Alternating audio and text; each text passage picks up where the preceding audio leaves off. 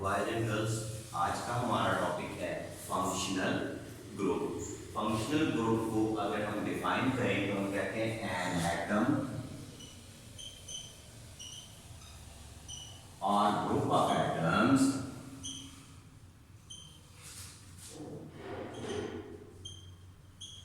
in a molecule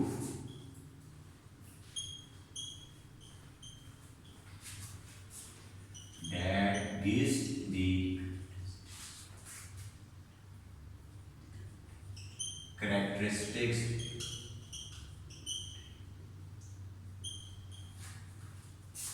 chemical properties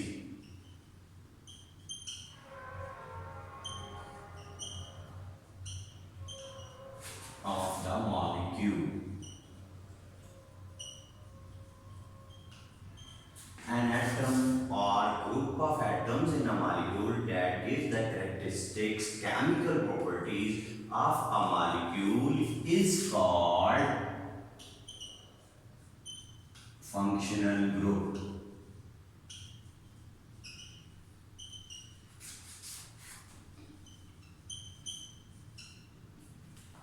ठीक है, an atom or group of atoms in a molecule that gives the characteristics chemical properties of the molecule is called functional group. अब next question आता है कि हम क्यों use करते हैं फंक्शनल ग्रुप्स को। ठीक है जी, तो कहते हैं functional groups are very important for three reasons. फंक्शनल groups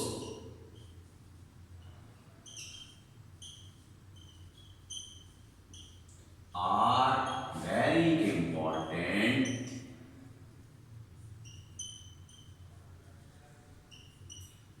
for three reasons.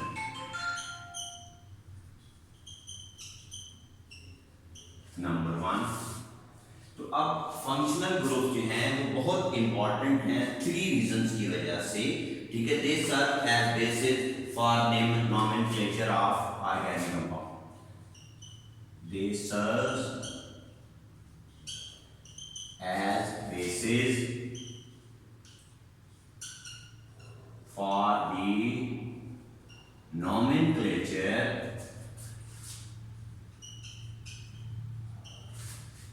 of organic compound.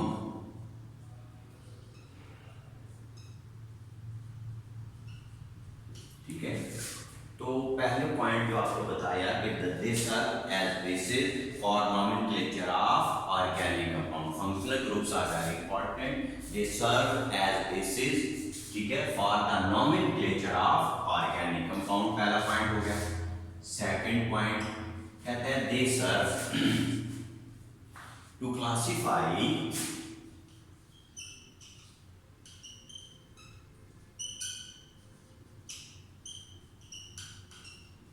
They serve to classify organic compounds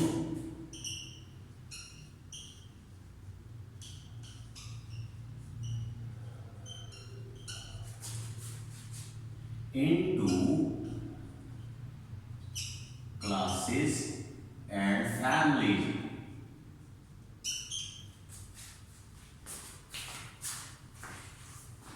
अच्छा, सेकंड पॉइंट हो गया कि they serve to classify organic compounds into classes and families. ठीक है, all compound with the same functional group, all compounds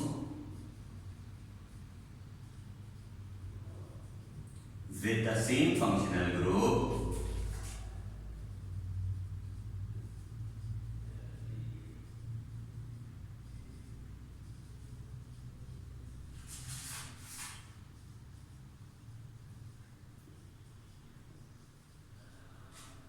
belongs करते हैं to the same class.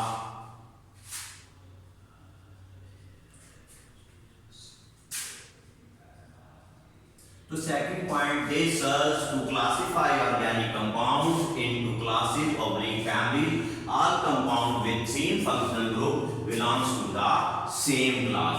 Third third और important point कहते हैं a functional group is a site of chemical reactivity. A functional group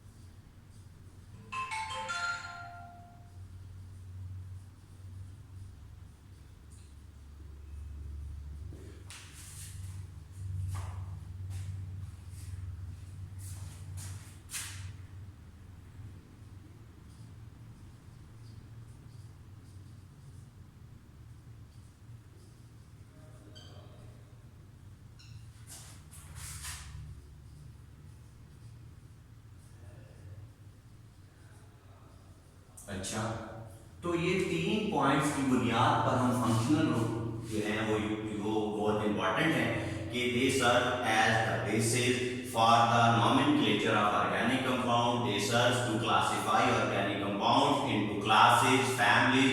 All compound with the same functional group belongs to the same class. A functional group is a site of chemical reactivity in a molecule containing the functional group. कहता है molecule may contain more than one functional group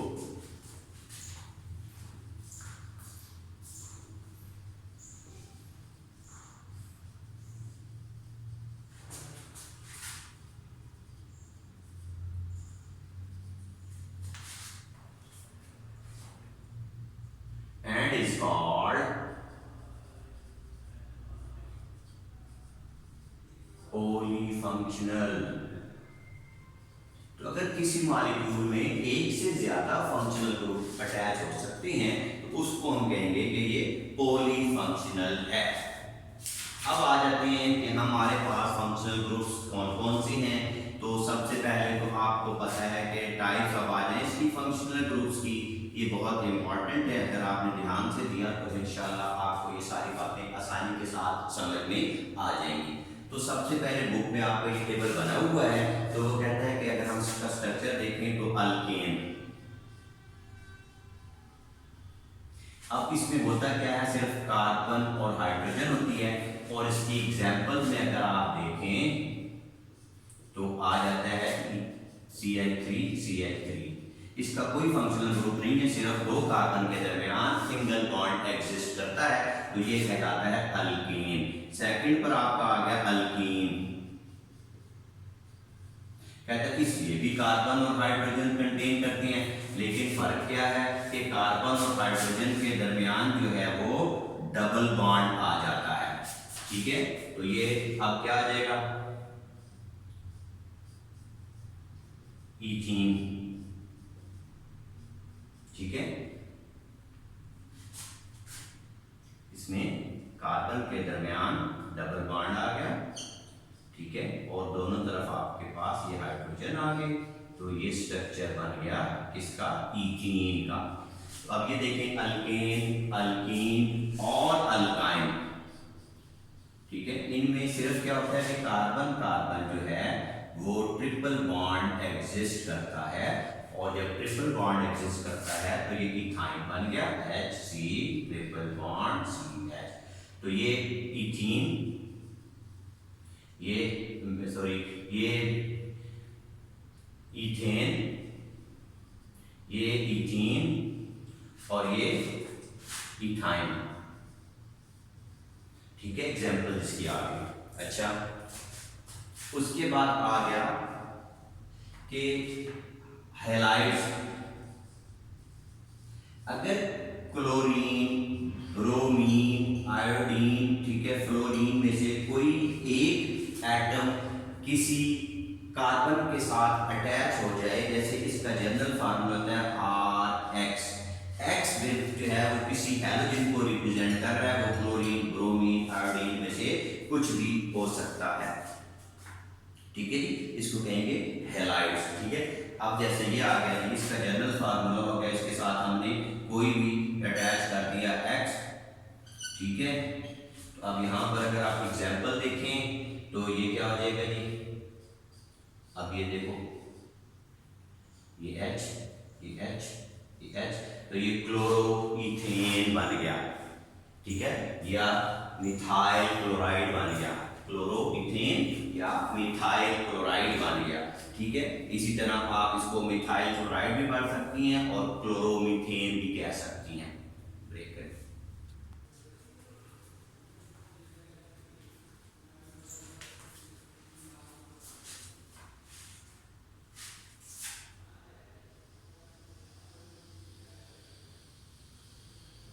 on कर।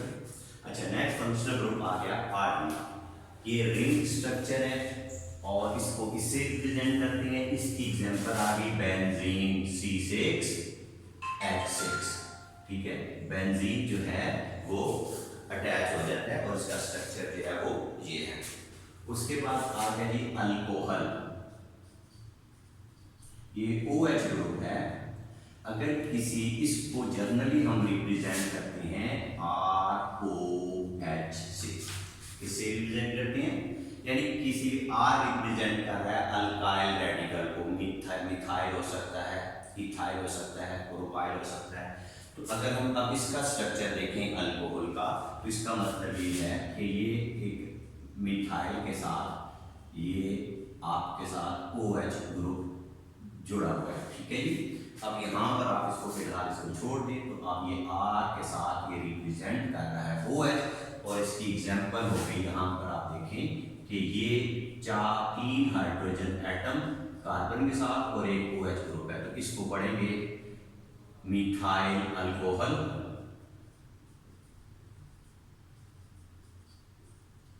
या मेथानॉल भी इसको कहते हैं।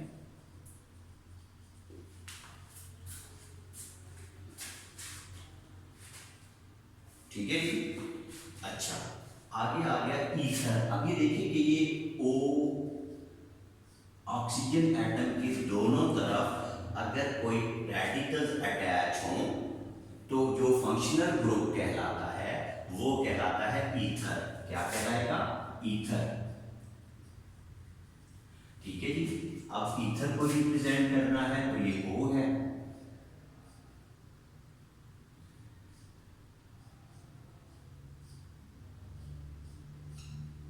ये ether को रिप्रेजेंट कर रहा है। अब ईथर के लिए आपने बता दिया, मैंने बताया कि दोनों तरफ मिथाइल रेडिकल होते हैं और ये रेडिकल सेम भी हो सकते हैं, डिफरेंट भी हो सकते हैं। अब ये दोनों तरफ एक जैसे हैं, ये कहलाएगा डाई मिथाइल ईथर। अब पहचान क्या है? ऑक्सीजन एटम है और उसके दोनों तरफ ये रेडिकल जुड़े हुए हैं। तो आपने पहचान लिया कि दरमियान में ऑक्सीजन होगा और दो रेडिकल जो हैं वो एक जैसे होंगे या डिफरेंट भी हों। अब जैसे डाई मिथाइल है, एक तरफ मिथाइल हो सकता है, दूसरी तरफ इथाइल हो सकता है, तो आप पढ़ेंगे मिथाइल इथाइल ईथर। या दोनों तरफ इथाइल है तो आप कहेंगे, जैसे हम यहाँ पर देख लेंगे कि आप ये CH2 ग्रुप लगाते हैं यहाँ पर, तो आप ये इथाइल ग्रुप भी लग सकते हैं। जैसे कि यहाँ CH था, ये मिथाइल था, मिथाइल के बदले इथाइल लगा दें तो आप कहेंगे कि मिथाइल इथाइल ईथर या डाई मिथाइल ईथर। तो पहचान उसकी क्या है कि ऑक्सीजन के दोनों तरफ सेम या डिफरेंट रेडिकल लग सकता है। एक तरफ मिथाइल भी लग सकता है, जैसे इसको अगर हम पढ़ें तो हम ये कहते हैं ये CH3, ये देखें CH3O CH3। इसके बदले अगर हम रखें CH3 CH2O और इधर लगा देते CH2 CH3, तो ये बन जाता है डाई इथाइल ईथर। अब इसके बदले आप एक मिथाइल लगा देते, एक इथाइल लगा देते, आप कहते CH2 CH3O CH3, तो ये क्या बन जाता है? Ethyl methyl ether, ethyl methyl ether, ठीक है। इसका मतलब ये हुआ, पहचान ये है कि अगर ऑक्सीजन एटम के दोनों तरफ कोई अल्काइल रेडिकल अटैच हो जाए तो जो फंक्शनल ग्रुप बनता है उसे कहते हैं ईथर। क्या कहते हैं उसे? ईथर कहते हैं। क्या पहचान? ऑक्सीजन की दोनों तरफ कोई अल्काइल रेडिकल अटैच हो जाए, वो सेम भी हो सकता है, डिफरेंट भी। अब जैसे ये बताया, इसका बताया डाई मिथाइल ईथर है, ये देखें कि इथाइल रेडिकल जुड़ गया दोनों तरफ, तो डाई इथाइल ईथर हो गया। अब यहाँ पर एक तरफ इथाइल एक तरफ मिथाइल, तो इथाइल मिथाइल ईथर या मिथाइल इथाइल ईथर जो है वो कंपाउंड बन गया। आगे आ गया अमाइन। आगे क्या आ गया जी? अमाइन। ये NH2 ग्रुप अगर आकर जुड़ जाता है किसी अल्काइल रेडिकल से, ठीक है, तो हम उसको कहते हैं अमाइन है। अब उसका जो जर्नल फार्मूला है, जाहिर सी बात है कि ये C के साथ R, अब इसका जर्नल फार्मूला होता है RNH2, ठीक है। अब R यहाँ पर आपको पता है कि कोई भी हाइड्रोकार्बन एटम है, यहाँ पर आपने ये कर दिया, इसके साथ ही आपने N और N के साथ ये इसका स्ट्रक्चर हो गया। और अगर हम इसकी एग्जाम्पल देख लें तो हम कहेंगे CH3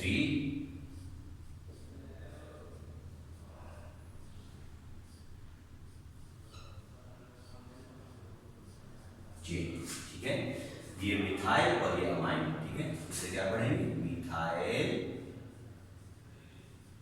अमाइन। क्या पढ़ेंगे इसे? Methyl amine. तो जर्नल फार्मूला इसका क्या हो गया? RNH2। R कोई भी अल्काइल रेडिकल है, जब वो आकर अटैच हो जाता है तो इसको हम कहेंगे मिथाइल अमाइन। आगे आ गया आपका नाइट्राइल, ठीक है। क्या आ गया? नाइट्राइल। जर्नल फार्मूला क्या है? वही R और CN। अब आपको पता होना चाहिए कि कार्बन और नाइट्रोजन के दरमियान ट्रिपल बॉन्ड बनता है, ठीक है। तो हम इसको यूं रिप्रेजेंट कर देते हैं, एक दो, ये कार्बन हो गया, ठीक है, सॉरी कार्बन के दरमियान तो सिर्फ ये आ गया, अच्छा R ये हो गया,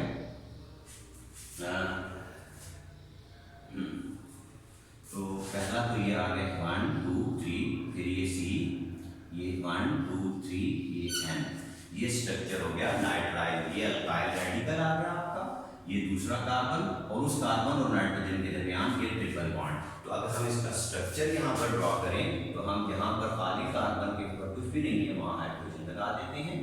ये देखें, ये दूसरा कार्बन, अब इसके साथ और नाइट्रोजन के साथ ट्रिपल बॉन्ड बना और ये मिथाइल साइनाइड बन गया। क्या बन गया? Methyl cyanide. अब ये नाइट्राइल था। अब वैसे इसको जनरली हम इसको इस तरह रिप्रेजेंट करते हैं। R आपको पता है किसी के लिए R, ये C, इस C और N के दरमियान जो है वो ट्रिपल बॉन्ड होता है और ये कहलाता है नाइट्राइल। अच्छा जी, आगे आ गया नाइट्रो। क्या आ गया?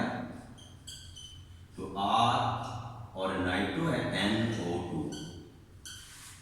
RNO2। तो अब इसमें देख लें कि नाइट्रो में किसी के साथ R के साथ जो ग्रुप लगा होगा वो मिथाइल के साथ वो NO2 होगा।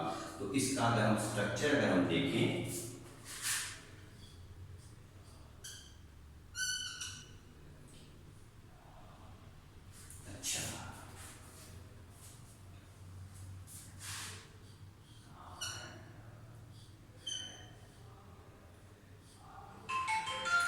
अभी देखें एक ऑक्सीजन के साथ इसने डबल बॉन्ड बनाया, इसको हम इस तरह से भी रिप्रेजेंट कर सकते हैं कि इसके साथ इसने डबल बॉन्ड और इसके साथ इसने सिंगल बॉन्ड बना दिया।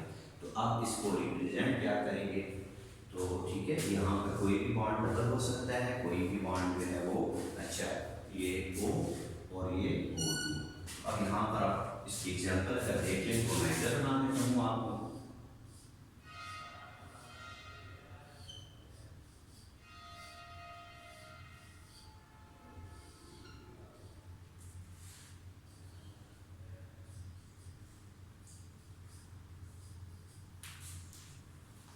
ठीक है जी, अच्छा जी।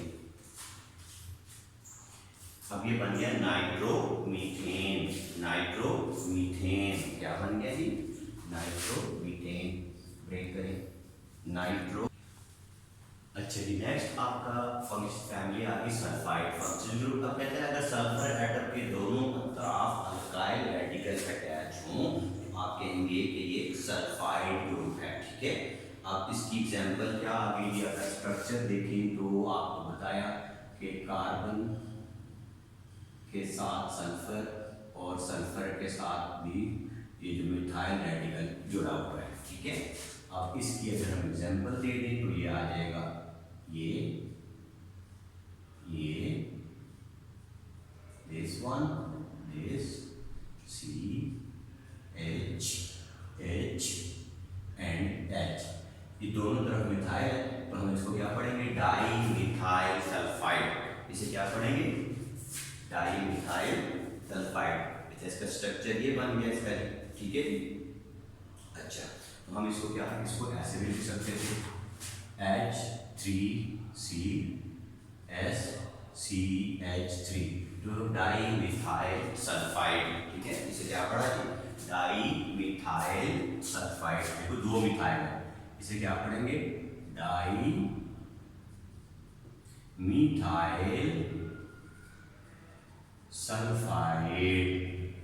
क्या पढ़ा इसको जी, डाई मिथाइल सल्फाइड। अच्छा, सल्फो ऑक्साइड अगला,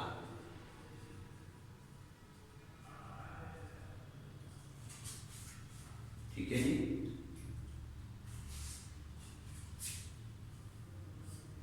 अच्छा, अब इस ग्रुप की जो पहचान है, ठीक है, उसमें क्या होता है कि पहले सल्फर लगा हुआ था, तो अब हम क्या करते हैं, RSOR।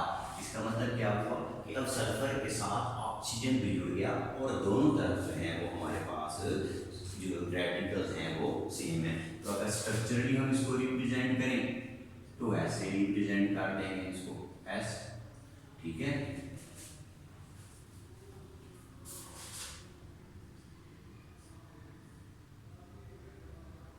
अच्छा,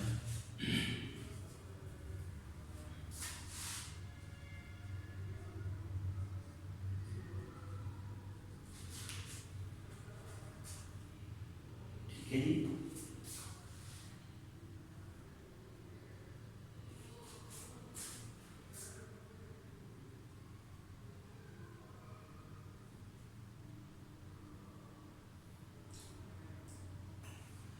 अब इसकी एग्जाम्पल क्या होगी, इसको अगर आपने एक्सप्लेन करना है तो बता दिया, H3C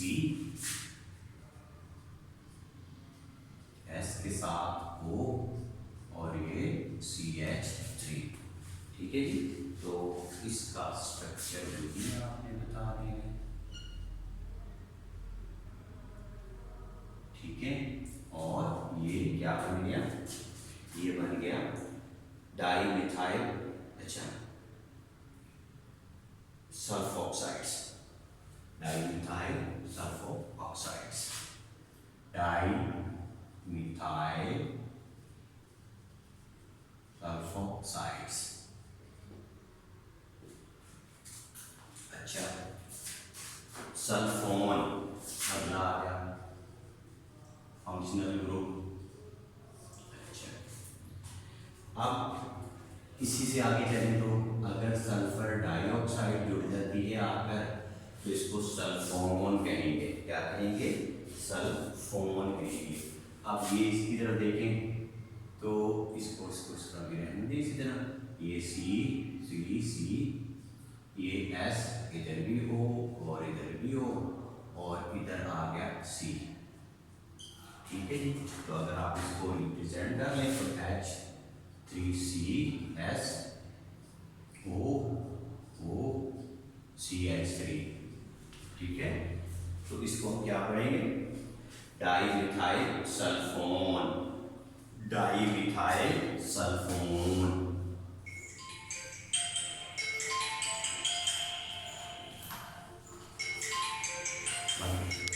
के सल्फर डाइऑक्साइड की दोनों तरफ अल्काइल रेडिकल जुड़े होते हैं, इसको इस तरह हम एक्सप्रेस करते हैं, डाई मिथाइल सल्फोन। तो ये आज के लिए मेरा ख्याल है आपका लेक्चर जो है वो सफिशिएंट है। अभी रिमेनिंग फंक्शनल ग्रुप्स हमारे रहते हैं, तो इंशाल्लाह बाकी एल्डिहाइड हो गया, कीटोन हो गया और कार्बोक्सिलिक एसिड ग्रुप्स हो गया, इसके बारे में हम बाकी लेक्चर में, नेक्स्ट लेक्चर में कंप्लीट डिस्कशन करेंगे। Thank you very much.